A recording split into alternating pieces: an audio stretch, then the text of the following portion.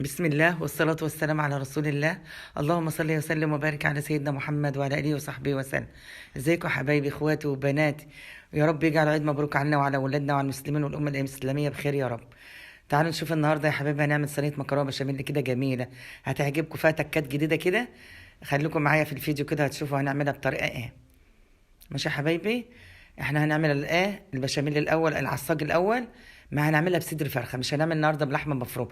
لو ما عندكش لحمه مفرومه مش مشكله، هنعمل بحاجه بفراخ تنفع برضو وهتبقى جميله وحنينه وجميله والله. ماشي، هنعمل صدر الفرخه اهوت، هنفرمها كويس. معانا المقادير يا حبايبي، صدر الفرخه اهوت، ومعانا بصليه كبيره او اتنين متوسطين، عشان العصاج بيحب البصل كتير.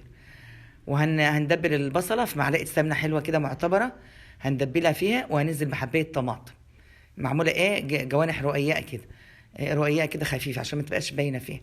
وهنعصج البصله، وهننزل بالطماطم حبايه الطماطم، وبعد كده هننزل بالفرخه بصدر الفرخه. نتبلها كويس وننزلها في قلب البصله ونعصجها كويس. ماشي يا حبايبي. ونحط بقى البهارات اللي انت عايزاها، ملح وفلفل وكزبره ناشفه وشويه قرفه. اللهم صل على سيدنا محمد وعلى اله وصحبه وسلم. لو وصلتوا معايا لحد كده يا حبايبي حطوا لي كومنت حلوه منكم كده ولايك يشجعنا. هنعمل بقى البشاميل يا حبايبي. هنعملها بطريقه حلوه البشاميل النهارده. انا معايا لتر لبن طبعا بارد. ماشي، كنت بغليه انا بس هدا شويه. فهنجيب بقى نص لتر اللبن ده هنحطه على النار، والنص التاني هنقلب فيه من 3 ل 4 معالق دقيق على البارد كده.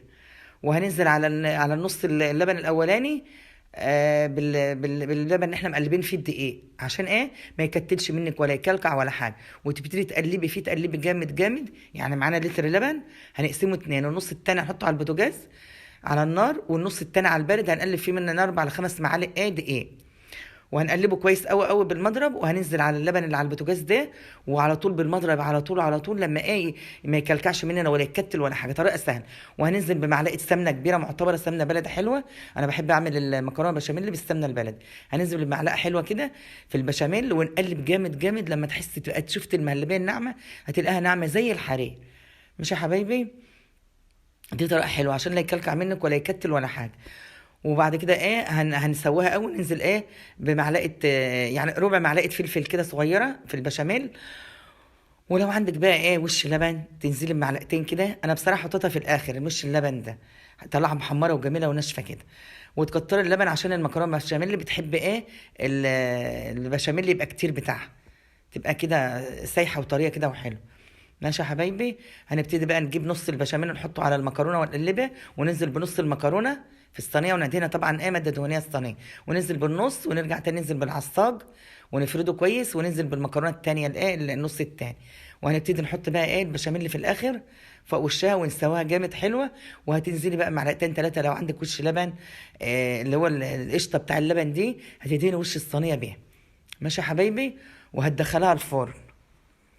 تولعها من تحت بقى، يكون فرنك والع، تدخلها من تحت كده. وبعد كده تحمرها، وترجع تفصلي اللي من تحت وتشغلي الشوايه تحمر بقى، وتهدي النار كده تحمر على الهادي. ما شاء الله طالعه جميله، جوسي كده وحلوه. اللبن بتاع البشاميل اللي طالع جميل قوي قوي. شوفي طريقه جميله، وطالعه القطعه ولا احنا قطعينها وهي لسه سخنه يعني. يا رب الفيديو يعجبكم يا حبايبي.